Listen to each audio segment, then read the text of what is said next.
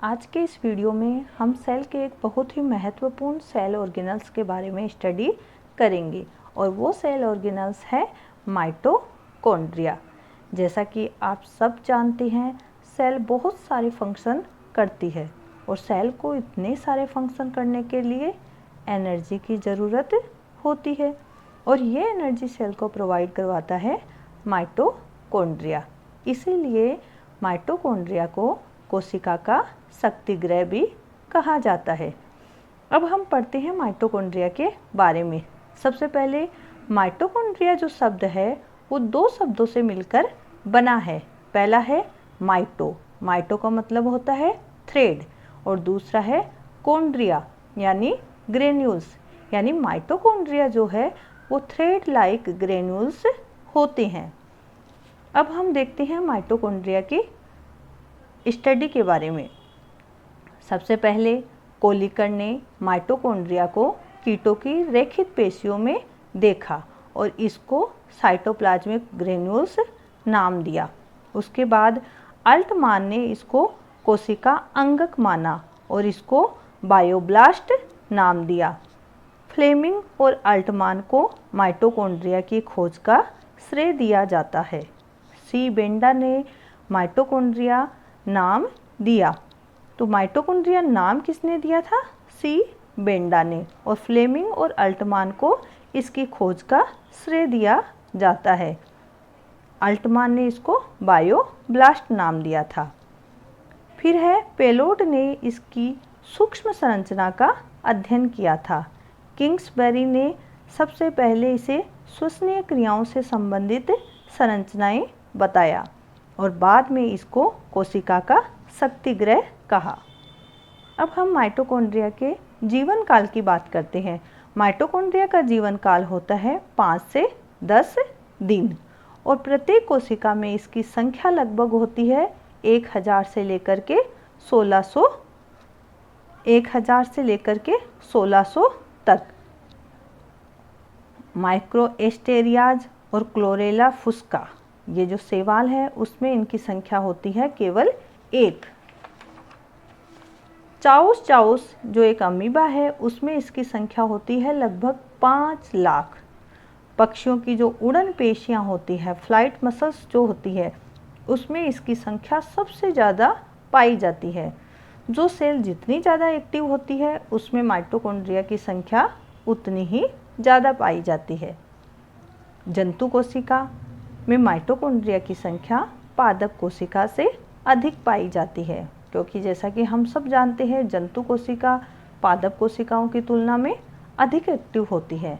तो जितनी ज़्यादा सेल एक्टिव उतनी ही ज़्यादा उसमें माइटोकॉन्ड्रिया पाई जाती है। कोशिका में माइटोकॉन्ड्रिया का जो समूह होता है उसको कॉन्ड्रियोम कहा जाता है। जंतु कोशिका में जो सबसे बड़ा कोशिकांग होता है वो माइटोकॉन्ड्रिया ही होता है। अब हम माइटोकॉन्ड्रिया की साइज की बात करते हैं। तो माइटोकॉन्ड्रिया का जो व्यास है वो 0.2 से लेकर के 1 माइक्रोमीटर तथा लंबाई इसकी होती है 1 से लेकर के 4.1 माइक्रोमीटर। जो विभज्योतक सेल्स होती हैं उनमें माइटोकॉन्ड्रिया का आकार बड़ा होता है। विभज्योतक सेल्स यानी जो सेल लगातार विभाजन करती रहती है। तो सेल जितना ज़्यादा विभाजन करेगी उसमें माइटोकॉन्ड्रिया का आकार उतना ही बड़ा होगा। सबसे बड़ा माइटोकॉन्ड्रिया पाया जाता है राना पाइपेंस में, जिसका आकार होता है 20 से 40 माइक्रोन तक। पादपों के एसिटाबुलेरिया में इसकी साइज लगभग 10 माइक्रोन तक पाई जाती है। अब हम इसकी आकृति की बात करते हैं। तो माइटोकॉन्ड्रिया तस्तरीनुमा होता है या बेलनाकार आकृति का होता है।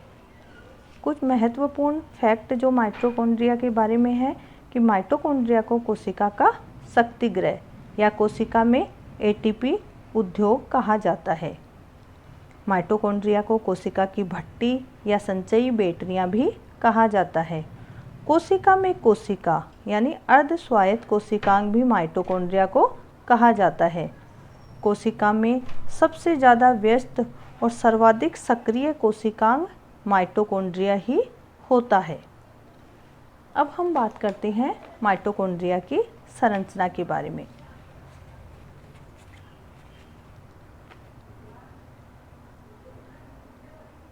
माइटोकॉन्ड्रिया जो है उसको जेनस ग्रीन से अभिरंजित करते हैं। ये है माइटोकॉन्ड्रिया की संरचना। माइटोकॉन्ड्रिया दोहरी झिल्ली से बना हुआ कोशिकांग होता है, यानी इसके चारों ओर 2 झिल्लियाँ पाई जाती हैं। डबल मेम्ब्रेनर स्ट्रक्चर होती है, तो ये है इसकी आउटर मेम्ब्रेन और ये पाई जाती है इसकी इनर मेम्ब्रेन। इन दोनों मेम्ब्रेन होती है आउटर और इनर मेम्ब्रेन, उनके बीच जो स्पेस पाया जाता है उसको बोलते हैं पेरी माइटोकॉन्ड्रियल स्पेस। माइटोकॉन्ड्रिया की ये जो दोहरी झिल्ली है वो लिपिड और प्रोटीन की बनी होती है। अंदर वाली जो झिल्ली होती है माइटोकॉन्ड्रिया की, उसमें कुछ अंगुली जैसे उभार पाए जाते हैं। इन उभारों को कहा जाता है क्रिस्टी, और ये जो क्रिस्टी होते हैं उन पर टेनिस के रैकेट के आकार के कण पाए जाते हैं। इन कणों को कहा जाता है F1 पार्टिकल्स। इनका दूसरा नाम है ऑक्सीसोम या प्राथमिक कण। तो ये जो प्राथमिक कण है उसकी माइटोकॉन्ड्रिया की जो इनर मेम्ब्रेन पर अंगुली जैसे उभार पाए जाते हैं उन पर लगे रहते हैं। माइटोकॉन्ड्रिया के अंदर का जो भाग होता है उसको बोलते हैं मैट्रिक्स, और इस मैट्रिक्स में डबल स्ट्रैंडेड डीएनए पाया जाता है, जो सर्कुलर डीएनए होता है, जिसमें जीसी की मात्रा अधिक होती है, यानी गुआनिन साइटोसिन रिच होता है। माइटोकॉन्ड्रिया के मैट्रिक्स में ही राइबोसोम पाए जाते हैं जो 70S प्रकार के होते हैं। तो ये है माइटोकॉन्ड्रिया की संरचना। अब हम देखते हैं कि माइटोकॉन्ड्रिया क्या है, दोहरी झिल्ली युक्त होते हैं। माइटोकॉन्ड्रिया की दोहरी कला से घिरे रहते हैं और इसकी जो झिल्ली होती है वो लिपोप्रोटीन की बनी होती है, यानी लिपिड और प्रोटीन की बनी होती है। इसकी बाहरी झिल्ली में फॉस्फोलिपिड और कोलेस्ट्रॉल की मात्रा अधिक होती है, जिस कारण ये क्या होती है, अधिक पारगम्य होती है। माइटोकॉन्ड्रिया की जो प्रत्येक झिल्ली है उसकी मोटाई होती है लगभग 60 से लेकर के 75 एंगस्ट्रॉम तक, और इसकी ये जो दोनों झिल्लियां हैं उनके बीच में जो माइटोकॉन्ड्रियल स्पेस पाया जाता है उसकी मोटाई होती है 80 से लेकर के 100 एंगस्ट्रॉम तक। इसमें वसा का ऑक्सीकरण करने वाले एंजाइम पाए जाते हैं।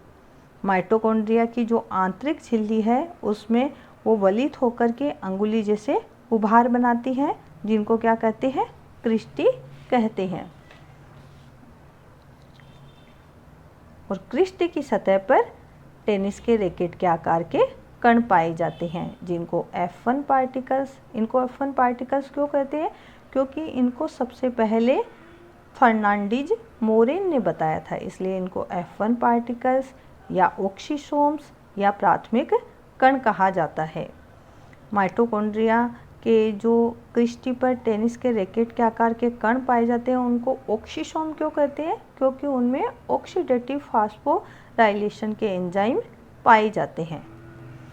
अब है माइटोकॉन्ड्रिया के जो मैट्रिक्स है उसमें क्रेब्स चक्र से संबंधित एंजाइम पाए जाते हैं। इसके मैट्रिक्स में एक वर्ताकार डबल स्ट्रैंडेड नग्न डीएनए पाया जाता है जो जीसी रिच होता है, जिसके कारण इसका मेल्टिंग पॉइंट और बॉइलिंग पॉइंट अधिक होता है। इसके मैट्रिक्स में 70S राइबोसोम पाए जाते हैं। स्तनधारियों की जो माइटोकॉन्ड्रिया होती है उसमें 55S राइबोसोम पाए जाते हैं। अब हम देखते हैं माइटोकॉन्ड्रिया का कार्य। माइटोकॉन्ड्रिया कोशिका में ऑक्सीकरण क्रियाएं व ऑक्सीडेटिव फास्फोराइलेशन का काम करता है, यानी एटीपी संग्रह का काम करता है। माइटोकॉन्ड्रिया अंडकों में पित्तक निर्माण की क्रिया में सहायक होता है, इसलिए अंडकों के माइटोकॉन्ड्रिया को याक न्यूक्लियाई कहते हैं। कोशिका द्रव्य या मात्रक वंशागति में भी ये सहायक होता है।